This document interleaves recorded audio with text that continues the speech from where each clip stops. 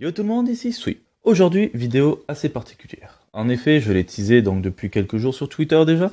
La vidéo du jour va être un gros guide de lecture pour pas s'initier mais directement découvrir tout l'univers cosmique de Marvel. Parmi les récits que je vais vous citer, il faut savoir qu'il y a certains qui sont facilement accessibles et donc qui seront plutôt rares. C'est pourquoi au sein de cette vidéo, j'ai décidé d'ajouter en fait directement lors de la présentation de chaque comics une icône qui dira accessible, moyennement accessible ou rare. Pourquoi? Eh bien ça vous permettra directement donc de trouver les récits qui pourront vous plaire et voir comment les récupérer. Que définissent du coup donc ces trois critères? Un comics accessible sera un comics que vous trouverez normalement et directement en fait chez votre libraire de base et pas forcément dans un comic shop spécialisé. Au niveau du moyennement accessible, le comics sera normalement pas hors de prix, ce sera un prix plutôt honnête, mais vous le retrouverez soit dans une librairie spécialisée en comic shop, soit sinon sur internet. Au niveau donc des bouquins qui seront rares, et bien tout simplement ils seront très durs à trouver et ils seront très chers. Voilà déjà pour la présentation. À présent, comment je vais vous présenter cette émission? Il faut savoir que le cosmique touche beaucoup d'éléments. Et j'ai décidé donc de séparer en deux les présentations donc de tout cela. Tout d'abord, nous allons avoir une lecture thématique qui sera donc plus ou moins fidèle par rapport à chaque héros. Si par exemple vous aimez pas les Gardiens de la Galaxie, ben voilà, je vais pas vous dire donc de suivre par exemple tel événement si c'est surtout autour des Gardiens de la Galaxie. Et plus tard, nous verrons une lecture chronologique. Alors tout d'abord au niveau donc des thématiques, j'ai choisi donc directement les héros ou personnages cosmiques que l'on retrouve le plus souvent. Nous allons tout d'abord commencer avec Adam Warlock. Actuellement, on le voit peu, mais il est apparu donc très souvent, surtout par le passé. Comme première lecture, je vous conseille le Marvel Classic numéro 11, La naissance d'un demi-dieu, qui traite donc de la création d'Adam Warlock. Ensuite, vous pourrez donc continuer avec la collection Hachette Marvel Comics, la collection de référence, avec donc les numéros 83 et 86, étant donc Warlock partie 1 et 2, où vous découvrirez beaucoup de choses là-dessus. Tout d'abord, vous découvrirez surtout l'affrontement entre Warlock et le Magus, qui est un super récit et surtout qui introduit très bien donc Gamora et Thanos. Vous découvrirez d'autres affrontements très sympas, comme par exemple celui donc du voleur d'étoiles.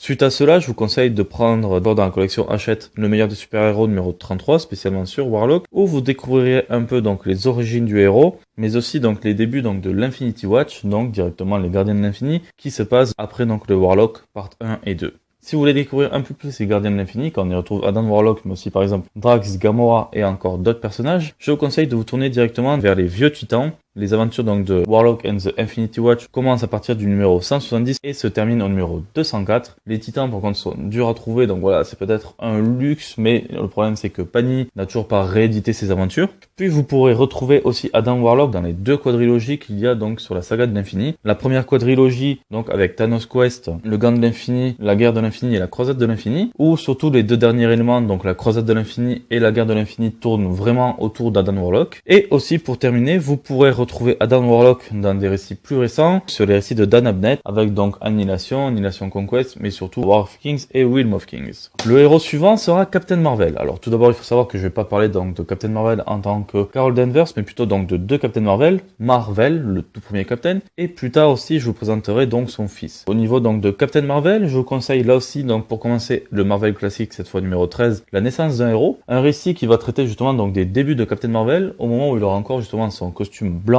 et vert donc de Kree. Suite à cela, vous pouvez continuer là aussi avec la collection Hachette, la collection de référence numéro 73 et 77, qui se nomme tout simplement Vie et mort de Captain Marvel, en deux parties. La première partie est très intéressante, on y retrouve les origines de Drax, mais aussi on retrouve un récit génial donc de Thanos, où il récupère justement le cube cosmique pour en devenir un dieu. Et le deuxième récit est très bien justement car il traite de la mort de Captain Marvel et du gros impact que ça a eu. Vu que Marvel étant mort, vous pourrez vous tourner tout de même après vers les Marvel Heroes hors série, qui ont été diffusés il y a très longtemps. On retrouve justement les aventures donc de Genis, le fils de Marvel et donc le nouveau Captain Marvel. À présent, je vais vous parler non pas d'un héros, mais justement de tout un peuple, les Éternels. Les Éternels sont très peu connus, j'en parlerai plus tard sur la chaîne, et il y a trois lectures que je peux vous conseiller. Tout d'abord, donc le Marvel Deluxe donc sur les Éternels. Ce sont les tout premiers récits donc de Jack Kirby sur les Éternels, leurs toutes premières aventures, mais je dois vous l'avouer, ce volume est assez rare à trouver. Sinon, vous avez deux choses qui sont plus accessibles. Tout d'abord, les Éternels Dessin Intelligent, et aussi donc les Éternels Duel contre un dieu. Nous restons toujours sur un groupe, ce sont les Gardiens de la Galaxie, mais les Gardiens de la Galaxie 3000. Il s'agit des tout premiers gardiens. Et comme première lecture, je vous conseille directement les trois intégrales qu'a sorti Panini, donc les Gardiens de la Galaxie intégrales donc de 1969, ensuite 1977 et 1990. Vous verrez tout d'abord la création justement donc de ces Gardiens de la Galaxie et leurs aventures. Une fois que vous aurez lu cela, je vous conseille un très bon récit qui a été fait donc en Marvel Universe sur la V3, le numéro 13 et 14. Cela se passe juste avant Secret Wars et justement sur ces deux numéros, l'on retrouve une super aventure justement justement donc des Gardiens 3000. On y découvre justement donc les gardiens qui luttent contre une anomalie,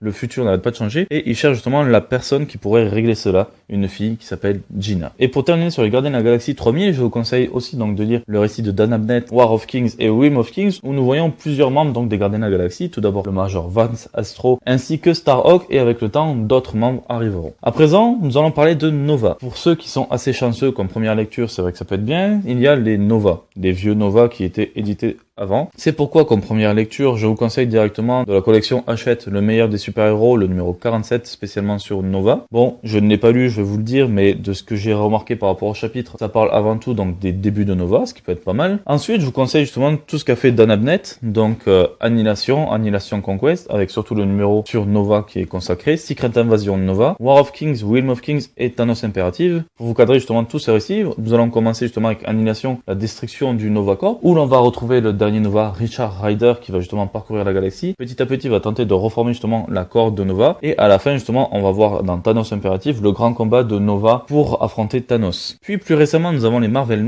Nova, avec donc actuellement le tome 1 à 6, qui parle donc de Sam Alexander, un tout nouveau Nova, qui va devoir trouver l'équilibre un peu comme Miss Marvel entre sa vie d'étudiant, sa vie de jeune homme et sa vie de Nova, et surtout qui va essayer donc de sauver son père qui est coincé dans l'espace. À présent, nous allons parler donc des Gardiens de la Galaxie. Tout d'abord, je vous conseille comme toute première lecture les Annihilation et Annihilation Conquest, car tout simplement ces récits sont un peu le prélude à la création juste des Gardiens de la Galaxie. Nous avons ensuite Gardiens de la Galaxie Héritage, nous retrouvons directement le récit de la création des Gardiens juste après Annihilation Conquest. Suite à cela, sa chaîne War of Kings, avec le récit complet et le récit sur les Gardiens de la Galaxie, Realm of Kings et Thanos Imperative. Un peu comme Nova, Thanos Imperative va mettre un peu une fin aux Gardiens de la Galaxie, car il y a beaucoup de choses qui vont se passer à travers ces récits. Puis, très récemment, nous avons justement les Marvel Gardiens de la Galaxie qui sont sortis. Nous avons beaucoup donc de récits autour donc des personnages. On retrouve deux fois justement les origines de Star-Lord qui sont expliquées. En même temps, justement, de ces Gardiens de la Galaxie, vous pouvez lire aussi les Gardiens de la Galaxie et les X-Men avec deux récits. D'abord le procès de Jean Grey et surtout donc le Vortex Noir. Une aventure très sympa où justement le Vortex est un accessoire qui va rendre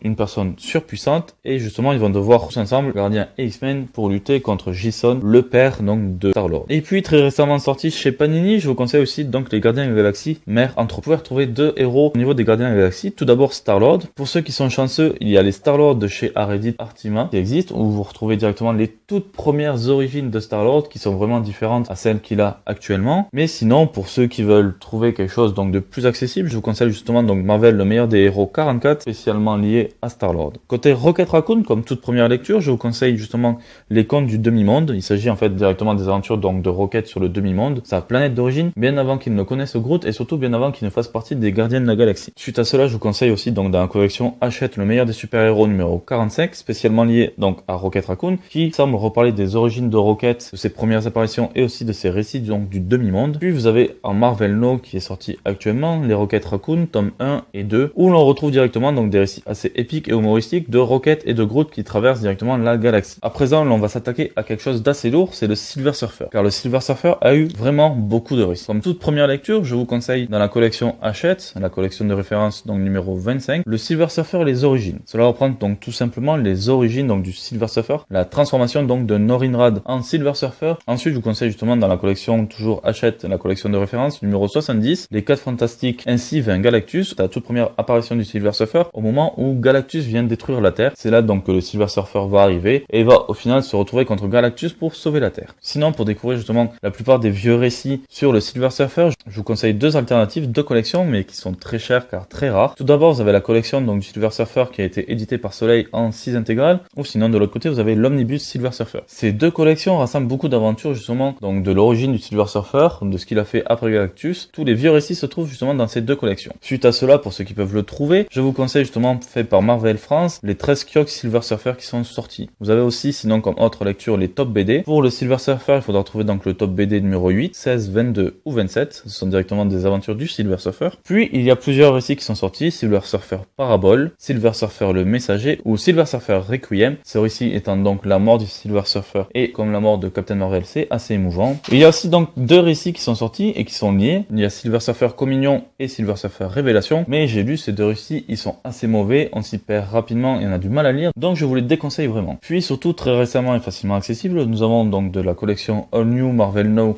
les Silver Surfer tome 1 à 3, et sinon actuellement donc le plus récent en Marvel, donc le Silver Surfer tome 1 et le tome 2 devrait sortir normalement pour février. Puis nous allons terminer cette thématique avec le méchant le plus connu de l'univers Marvel, Thanos. Thanos est apparu très souvent. Parmi tout ce que je vous ai proposé avant, voici l'ordre de lecture que je vous conseille. Tout d'abord, commencez donc avec Vie et Mort de Captain Marvel, les parties 1 et 2, où comme je l'ai dit, on découvre Thanos qui va récupérer le cube cosmique. Suite à cela, il faudra lire du coup les deux parties donc sur Adam Warlock, où Thanos aide Adam à affronter le Magus. Après, nous allons attaquer justement les récits donc de l'infini. Donc tout d'abord Thanos Quest et le gant de l'infini, où l'on va retrouver tout d'abord Thanos qui va récupérer chaque gemme et qui va ensuite détruire la moitié de l'univers pour trouver son amour pour la mort. Mais après, toute cette saga donc de l'infini continue. On le retrouve pas vraiment que dans la guerre de l'infini et la croisade de l'infini, mais vous pouvez le retrouver plus tard dans ces récits, donc la relativité de l'infini, la révélation de l'infini, duel de l'infini, entité de l'infini et surtout la fin de l'infini. En dehors de ça, il y a d'autres récits très intéressants donc qui sont sortis en Marvel Mega hors série, qui vont donc du numéro 18 au numéro 23, il s'agit tout simplement donc du gouffre de l'infini, ensuite donc de Marvel la fin et surtout donc de Thanos. Plus récent, vous avez surtout donc le récit Annihilation où l'on retrouve Thanos qui va manipuler les dieux promains afin de capturer Galactus, et on le retrouve ensuite beaucoup plus tard dans Realm of Kings et dans Thanos Imperative où justement Thanos va ressusciter et va aller dans le Cancerverse pour justement rétablir la mort de l'autre côté. Mais des récits de Thanos, il y en a beaucoup, et s'il y en a un qui est très accessible et que je vous conseille avant tout, normalement c'est l'ascension de Thanos. Il s'agit donc tout simplement de l'histoire des origines de Thanos, de sa naissance et de sa transformation justement en titan fou. Puis il y a aussi un comic qu'on peut retrouver, Deadpool versus Thanos, où justement la mort a disparu de l'univers, plus personne ne peut mourir, et Thanos va alors s'allier à Deadpool pour la retrouver et la sauver. Perso, je n'ai pas aimé, mais ça peut toujours être une bonne lecture. Vous avez aussi Infinity, donc qui peut être retrouvé, donc soit par le Absolute Infinity qui est beaucoup plus dur à trouver, soit sinon avec le petit livre Infinity et aussi une aventure des Avengers et des Young Avengers, si je ne dis pas de bêtises. Et plus récemment, donc avec Secret Wars, donc l'aventure Le Gant de l'Infini, qui est pour moi super intéressant, car on retrouve un Thanos super intelligent qui va chercher à récupérer les pierres d'infinité, et cela justement en commençant avec la pierre du temps, et à chaque fois qu'il échouera, il retournera dans le passé pour trouver d'autres solutions. Mais toute cette thématique que je vous ai donnée, vous l'avez sans doute remarqué, justement cela concerne beaucoup de récits qui sont directement faits avec des héros cosmiques. Comme je l'ai dit, il y a les Gardiens 3000, le Silver Surfer, Nova, mais il faut savoir que la partie cosmique de Marvel, en fait, elle se trouve un peu partout. Je ne peux pas vous donner des récits exacts dessus, car moi-même je ne les possède pas, et je ne possède pas tout le savoir, mais par exemple, nous avons les 4 Fantastiques, les Avengers qui sont partis dans l'espace, les Inhumains et les X-Men aussi y sont allés, donc voilà, je ne vous les conseille pas actuellement. À présent, il est temps donc de s'attaquer à la chronologie de tous les événements cosmiques que l'on peut retrouver. Alors tout d'abord, comme je l'ai dit, vous pouvez commencer avec Vie et Mort de Captain Marvel, où l'on retrouve les premières aventures de Thanos, et surtout sa capture donc du cube cosmique. Suite à cela, nous avons donc Adam Warlock partie 1 et 2, où Thanos va affronter le Magus. Nous avons ensuite Secret War, où tout simplement, pour ceux qui ne savent pas, le Beyonder va capturer plusieurs héros de la Terre pour les faire s'affronter sur une planète qui fut complètement créée. Suite à cela, nous avons donc Thanos Quest et le Gant de l'Infini. Juste après le Gant de l'Infini, je vous conseille, si vous arrivez à les trouver, les aventures donc de Adam Warlock and the Infinity Watch. Nous avons aussi la saga de Korvac, avant de continuer sur ce qui est donc la guerre de l'Infini et la croisade de l'Infini. Après ces événements, nous retrouvons donc Earth X, Universe X et Paradise X. Puis donc,